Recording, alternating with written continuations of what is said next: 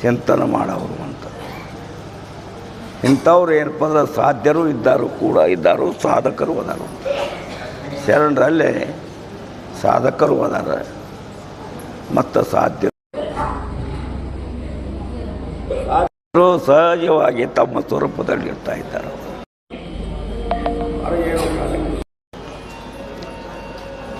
ವೃತ್ತಿ ಹೊರಗೂ ಆದರೂ ಪರಮಾತ್ಮ,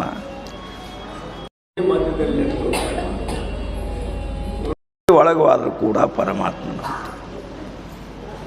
ಎಲ್ಲ ಕಡೆ ಪರಮಾತ್ಮನ ಸ್ವರೂಪವೇ ಇದೆ.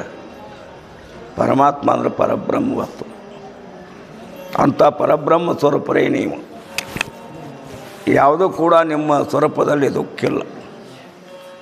ಮತ್ತು ದುಃಖ ಯಾಕೆ ಬರ್ತತ್ರಿ ಇಷ್ಟೆಲ್ಲ ಹೇಳ್ತೀರಿ ಅಂದ್ರೆ, ಯಾವುದಿಲ್ಲ ಅದ್ರ ಕಡೆ ಅದಿರಿ, ಯಾವುದಿಲ್ಲ ಅದ್ರ ಕಡೆ ಅದಿರಿ, ದುಃಖ ಆಗೋದು. ಇದು ದೇಹ, ದೈಹತೆ ಅನೇನಮ್ಯತಿ ದೇಹ. ಇದು ಸುಟ್ಟ ಬೂದಿ ಆಕತ್ತೆ ಅಂತ. ಪ್ರಾಣವಾದ ಕೂಡಲೇ ಕೆಲವರು ಇದನ್ನು ಸುಡ್ತಾರೋ, ಕೆಲವರು ತೆಗೆದು ಹುಯ್ತಾ ಇದ್ದಾರೆ ಈ ದೇಹವನ್ನು. ಅಂದಾಗ ಏನು ಅಂದ್ರೆ ದೇಹ ನಾನು ತಿಳ್ಕೊಂಡಿರಲ್ಲ ಅಜ್ಞಾನಿಗಳು. ಅವರು ನರಕುರಿಗಳು ಅಂತಾರೆ. ಮನುಷ್ಯರು ಹೌದು ಕುರಿ ಅಂತೇಳಿ ಅಂತಾರೆ ಅವರಿಗೆ. ಕುರಿ ಅಂದರೆ ಏನಪ್ಪ ಅಂದ್ರೆ ತಮೋಗುಣದಿಂದ ಕೂಡಿದ್ದು ಅಂತಾರೆ. ತಿಳಿಯಾಕೆ ಮಾಡ್ತಾಯಿದ್ರೆ ಮುಗೀತು. ಒಂದು ಕುರಿ ತಿಳಿಯಾಕೆ ಮಾಡ್ತಂದ್ರೆ ಅಷ್ಟು ಕುರಿಗಳು ತಿಳಿಯಾಕ ಮಾಡ್ತಾವೆ. ಮುಂದೆ ಏನು ಬರ್ತದೆ ನಮ್ಗೆ ಗೊತ್ತಿಲ್ಲ ಅವಕ್ಕೆ. ಹಾಗೆ ಇಲ್ಲೂ ಕೂಡ ಏನು ಅಂತ ತಿಳ್ಕಿದ್ರೆ, ಕುರಿಯಂತೆ ಎಷ್ಟೋ ಜಗತ್ತಿನಲ್ಲಿ ಜನರಿದ್ದಾರು ಅಂತ.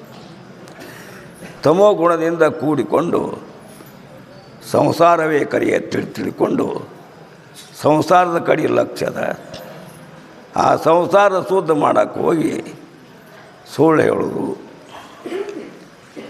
ಕೆಟ್ಟ ಕೆಲಸ ಮಾಡೋದು, ಇದೆಲ್ಲ ಏನಪ್ಪ ಅಂದ್ರೆ ಇವರು ನರಕುರಿಗಳಿವರು. ಪರಮಾತ್ಮನ ಚಿಂತನೆ ಇಲ್ಲ. ಮತ್ತೇನು ಮಾಡೋಪ್ಪ ಅದು ಕಳ್ತನ ಮಾಡೋದು. 4 ಮಂದಿ 5 ಮಂದಿ ಕೂಡಿಕೊಂಡು ಇಂಥವ್ರ ಮನೆಗೆ ಕನ್ನ ಹಾಕೋದು ಅಂತೇಳಿ ಮಾತಾಡ್ತಾರೆ ಅವರು. ಆಮೇಲೆ ಅವನು ಭಾಳ ನೀತದನ, ಕೊಡ್ಲಿ ತಗೊಂಡು ಹೊಡಿಬೇಕು, ಕೊಲ್ಲಬೇಕು ಅವನ. ಹೆಂಗೆ ಶರೀರ ವಾಣಿ ಮನಸ್ಸು ಈ ತ್ರಿಕರಣಗಳು ಪಾಪನ ಮಾಡ್ಯಾರಂಥವ್ರು. ದೇಹದಿಂದ ಪಾಪ, ವಾಣಿಯಿಂದ ಪಾಪ, ಮನಸ್ಸಿನಿಂದ ಪಾಪವನ್ನು ಮಾಡ್ಯಾರು ಅಂತ. ಇಂಥವ್ರಿಗೆಲ್ಲ ನರಕುರಿಗಳು ಅಂತಾರೆ. ಮಹಾತ್ಮರ ಮಹಿಮಾ ಅವ್ರಿಗೇನು ಗೊತ್ತಾಗತ್ತೆ? ಮಹಿಮಾ ಅಂದರೆ ಅವ್ರ ಸ್ವರೂಪ ಅಂತ. ಸಿದ್ಧಿ ಮಾಡ್ತಾರೆ ಭಾಳ ದೊಡ್ಡದು ಅಂತೀರಿ ನೀವು. ಯಾವುದೂ ಕೂಡ ದೊಡ್ಡದಲ್ಲ ನಿನ್ನ ಸ್ವರೂಪ ಬಿಟ್ಟು. ಅಣಿಮಾದಿ ಸಿದ್ಧಿ ಅಂಗಮಾಗಿ ಪೇರ್ಮೆಲೋಕದ ಡಂಗೂರವೆಣಿಸಿ ಶಂಭುಲಿಂಗದ ಅಣು ಅರಿಯದಿರೇ ತೋರದಯ ಸುಖ ತೋರದಯ. ಅಣಿಮಾದಿ ಸಿದ್ಧಿ ಅಂಗಮಾಗಿರಿ ಅಂತ.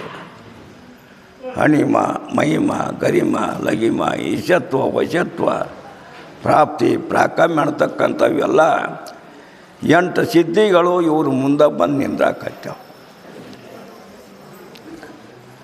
ಗರ್ಗದ ಮಡಿವಾಳಪ್ಪನವ್ರು ಕುಂತಿದ್ರು. ಇವು 8 ಬಂದು ಮನುಷ್ಯರ ಮುಂದೆ ನಿಂತು, ಅವ್ರ ಮುಂದೆ, ಗರ್ಗದ ಮಡಿವಾಳಪ್ಪನವ್ರ ಮುಂದೆ, ನೀವು ಯಾರಪ್ಪ? ನಾವು ಸಿದ್ಧಿಗಳು, ಇಲ್ಯಾಕೆ ಬಂದಿರಿ? ನೀವು ವಾಣಿಯಿಂದ ಏನು ಅಂತೇಳಿ ಅದು ಆಕತಿ, ಹಂಗೆ ನಾವು ಮಾಡ್ತೀವಿ ಅಂದ ಕೂಡಲೇ ಅವ್ರು ಅಂದ್ರತ್ತ, ಏನು ಸುಮ್ಮ ಹೋಗವರು ಬಡಿಗೆ ತಗೊಳ್ಳೋ ಕೈಯಾಗ. ಇಲ್ಲ ನಾವು ಇಲ್ಲೇ ಇರೋರು ಅಂದ ಕೂಡಲೇ ಕೈಯಾಗ ಬಡಿಗೆ ತೊಗೊಂಡು ಅವ್ರೇನು ಮುಂದೆ ನಿಂತಿದ್ರು ಮನುಷ್ಯರಾಗಿ ಹಾಕಿ ಹೊಡೆದು ಕಿತ್ಕೊಂಡು ಓಡಿ ಅದು ಬರಲಿ ಅನ್ನೋದ ಮಂದಿ ಐತಿ ಜಗತ್ತಿನೊಳಗೆ. ಅವೆಲ್ಲ ಸಿದ್ಧಿಗಳನ್ನುವಂಥ ವೃತ್ತಿಕ ಅಂತ. ಚೇತನಲ್ಲ ಅವು. ಚೇತನ ಅಲ್ಲ. ಆ ಸರ್ವ ಸಿದ್ಧಿಗಳು ಎಲ್ಲಿದ್ದಾವೆ ಪದ ವೃತ್ತಿಯಲ್ಲಿದ್ದಾವೆ. ಏನು ಮನೋವೃತ್ತಿ ಅದು ಅಂತಃಕರಣ ವೃತ್ತಿ, ದೇಹದ ತುಂಬ ತುಂಬಿಕೊಂಡು ಅದು ಅಂತಃಕರಣ ವೃತ್ತಿ. ಅಂತಃಕರಣ ವೃತ್ತಿ ಒಳಗೆ ಇವು ಅದಾವೆ ಚೇ ಭಾಳ ಅವ್ರ ಕರಿವಾನಿ ಕರಿವಾಯಿ ಅಂತೇಳಂತದ್ದು ಏನಂತಾರದಾಕತಿ ಜಗತ್ತಿನ ಜನರಿಗೆ ನೀ ದೊಡ್ಡ ಮಣಿಸ್ಕೋಬಹುದು, ಜ್ಞಾನಿಗಳಿಗೆ ನೀ ಏನು ದೊಡ್ಡವಲ್ಲ ಅಂತ. ಯಾರು ಅಂತೇಳಿ ಕೇಳಿದ್ರೆ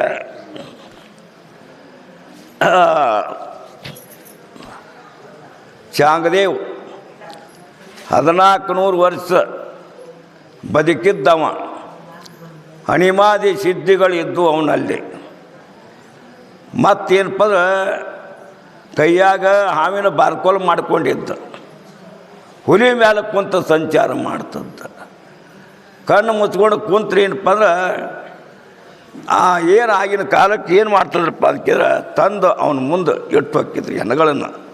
ಯಮನೂರು ಐತ್ಲ, ಯಮನೂರು ಅವ ಯಾರು ಚಾಂಗದೇವ. ಅದಕ್ಕೆ ಯಮನೂರು ಯಾಕೆ ಬಂತಂದ್ರೆ ನೀವು ಅಲ್ಲಿ ವಾಸ ಮಾಡಿಕೊಂಡಿದ್ದು. ಯಮನ ಬಂದು ಅಲ್ಲಿ ಉಳ್ಕೊಂಡ. ಹೆಂಗಾರ ಮಾಡಿ ಇವನು ಪ್ರಾಣ ತಗೊಂಡು ಹೋಗ್ಬೇಕು ಗೊತ್ತಿಲ್ಲ ಅವ. ಆ ಪ್ರಾಣ ಹೋಗೋ ಸಮಯದೊಳಗೆ ಅದನ್ನು ತೆಪ್ಪಿಸಿ ಮತ್ತೊಂದು ಕಡೆ ಇಟ್ಟು ಬಿಡವ. ಆ ಯಮನಿಗೂ ಕೂಡ ಗುರುತಲ್ಲ ಆಗಲಿಲ್ಲ ಅವನಿಗೆ. ಸತ್ತಾನ್ ಬಿಡು ಅಂತೇಳಿ ತಿಳ್ಕೊಂಡು ಅವ್ರು ಹೋಗಿಬಿಡವ್ರು. ಮತ್ತು 100 ವರ್ಷ ಕಣ್ಣು ಮುಚ್ಕೊಂಡು ಕುಂಡ್ರಾವ್. ಕುಂತಾಗ ಎಲ್ಲ ಜನರು ಏನು ಮಾಡ್ತಿದ್ರಪ್ಪ ಅಂದ್ರೆ ಸಣ್ಣ ಹುಡುಗರಾಗಲಿ ದೊಡ್ಡವರಾಗಲಿ ಸ್ವಚ್ಛದ್ರ ಅಂದ್ರೆ ಅವ್ರನ್ನ ತಂದು ಇವನು ಮುಂದೆ ಒಗೆದು ಬಿಡು. ವರ್ಷಕ್ಕೊಮ್ಮೆ ಕಣ್ಣು ತೆಗೆದ್ರೆ ಎಲ್ಲರೂ ಏನಪ್ಪ ಅಂದ್ರೆ ಜೀವಂತ ಆಗಿ ತಮ್ಮ ಮನೆಗೆ ಹೋಗಿದ್ರು ಅವರು. ಅಕಸ್ಮಾತ್ ಏನಪ್ಪ ಅಂದ್ರೆ ಸಂತರು ಜ್ಞಾನದೇವರು, ಸೋಪಣ ಕಾಕ, ನಿವೃತ್ತನಾಥರು, ಮುಕ್ತಾಬಾಯಿ ಎಲ್ಲರೂ ಕೂಡಿ ಸಂಚಾರ ಮಾಡಿಕೋವಂತ ಹೋದರು. ಹೋದಾಗ ಇವ ಕಣ್ಣು ಮುಚ್ಕೊಂಡು ಕುಂತಿದ್ದು. ಏನಾದರೆ ಯೋಗದಲ್ಲಿ ಬ್ರಹ್ಮಜ್ಞಾನಿ ಇಲ್ಲವನಿಗೆ ಯೋಗ ಮಾಡಿದ್ದ, ಅಣಿಮಾದಿಗಳು ಸಿದ್ಧಿಗಳು ಸಿಕ್ಕಿದ್ದು ಎಲ್ಲಾಗಿತ್ತು. ವೃತ್ತಿ ನಿರೋಧ ಮಾಡಿದ. ಎಲ್ಲಿ ಪ್ರಾಣಾಯಾಮ ಮೂಲಕವಾಗಿ ನಿರೋಧ ಮಾಡಿದಾಗ ಏನಪ್ಪ ವೃತ್ತಿ ಅಂತರ್ಮುಖ ಹಾಕಿಟ್ಟು ಪರಬ್ರಹ್ಮ ಸ್ವರೂಪವನ್ನು ತಿಳ್ಕೊಂಡ ಇವು ತಿಳ್ಕೊಂಡಿಲ್ಲ ಅಂತ. ಆವಾಗ ಏನು ಅಂತ ತಿಳ್ಕಿದ್ರೆ ಅಂತರ್ಮುಖ ವೃತ್ತಿ ಆದಾಗ 10,000 ಗಟ್ಟಲೆ ಹಣ ಬಂದು ಬೀಳ್ತದ್ದು ಒಂದು ವರ್ಷದೊಳಗೆ ಬಂದು ಬೀಳ್ತದ್ದು. ನೀವು ಕಣ್ಣು ಮುಚ್ಕೊಂಡು ಕುಂಡ್ರವ. ಆವಾಗ ಜ್ಞಾನೇಶ್ವರು, ನಿವೃತ್ತನಾಥರು, ಸೋಪನ್ ಕಾಕ, ಮುಕ್ತಾಯಿ ಬಂದರು. ಏನಿದು ವಿಚಿತ್ರ ಅಂದರು. ದೊಡ್ಡ ಮಹಾತ್ಮರು ಇವರು. ವರ್ಷಕ್ಕೊಮ್ಮೆ ಕಣ್ಣು ತೆಗೆದು ನೋಡಿದ್ರೆ ಇವೆಲ್ಲ ಸತ್ತವ್ರು ಎಲ್ಲ ಏನು ಹಾಕಾರ ಅಂದ್ರೆ ಮುಂದೆ ಇವರು ಜೀವ ಬಂದು ಹೋಗಿಬಿಡ್ತಾರೆ ತಮ್ಮ ಮನೆಗೆ. ಅಂದ ಕೂಡಲೇ ಏನಾಯ್ತು, ಚಪ್ಪಲಿ ಪಪ್ಪಳಿ ಹೊಡೋದು ಅಲ್ಲಿದು. ಸೊಂಬು ಕುಂತು ಕೇಳಬೇಕು. ಚಪ್ಪಳಿ ಹೊಡಿದಂದ್ರೆ ಇದು ಸಂಗ್ರಾಣಿ ಕಲ್ಲಿ ಹತ್ತುದಾನ, ಇದು ಕುಸ್ತಿ ಹಿಡುದಾನ. ಇದೊಂದು ನಿಮಗೆ ಭ್ರಮ ತಿಳ್ಕೊಳ್ಳೋದತ್ತಿದ ವೃತ್ತಿ ಒಳಗೆ. ಏನು ನಿಮ್ಮ ವೃತ್ತಿ ಅದ, ವೃತ್ತಿ ಒಳಗೆ ತಿಳ್ಕೊಳ್ಳೋ ಸಲುವಾಗಿ ಇದು ಚಾತ್ರದ, ಮತ್ತೊಂದು ಸಲುವಾಗಿ ಅಲ್ಲ. ನೀವು ಚಪ್ಪಳಿ ಹೊಡೆದ್ರೆ ನಮಗೆ ಆನಂದ ಆಕತ್ ತಿಳಿದ್ರಿ. ನೀವು ತೆಗೆದು ಹಾಕ್ರಿ, ಏನಿಲ್ಲ, ಪ್ರಯೋಜನ ಇಲ್ಲ. ಆವಾಗ ಏನಾಯ್ತು ಅಂತ ತಿಳ್ಕಿದ್ರೆ ಮುಕ್ತಾಬಾಯಿ ಬಂದಳು. ಏನಿದು ಅಣ್ಣವ್ರು ಅಂದ ಕೂಡಲೇ ಅವಾಗ ಏನು ಕುಂತಾನು ತಪಸ್ವಿ. ಮತ್ತು ಅವನು ಕಣ್ಣು ತೆಗೆದಂದ್ರೆ ಎಲ್ಲರೂ ಜೀವಂತಾಗಿ ಹೋಗ್ತಾರು ಅಂತೇಳಿ ಅಂದ ಕೂಡಲೇ ಅವಾಗ ಮುಕ್ತಾ ತಾಯಿ ಅಂದ್ಲು, ಕಚ್ಚಾ ಕೂರ ಚಾಂಗ್ಯ ಅಂದ್ಲಕ್ಕೆ. ಅವ 14 ವರ್ಷದವ್ರ, ಇವ್ರರ ಅದಾವ ಏನಪ್ಪ 15 ವರ್ಷ ಆಗ್ಯಾವ. ಕಚ್ಚಾ ಚಾಂಗ್ಯ ಕೂರ ಅಂತೇಳಿ ಅಂದ್ಲು. ಇಲ್ಲವ ಬರೋಬ್ಬರಿ ಐತಿ, ಕೂರ ಅಂದಿಲ್ಲ, ಚಲೋ ಆತು. ಪರಿಶುದ್ಧ ವೃತ್ತಿ ಐತಿ ಒಂದು. ಅವನಿಗೆ ಬ್ರಹ್ಮಜ್ಞಾನ ಮಾಡಿಕೊಡ್ಲಿಕ್ಕೆ ಬರ್ತೈತಿ ಅಂದ್ರೆ ಅವರು.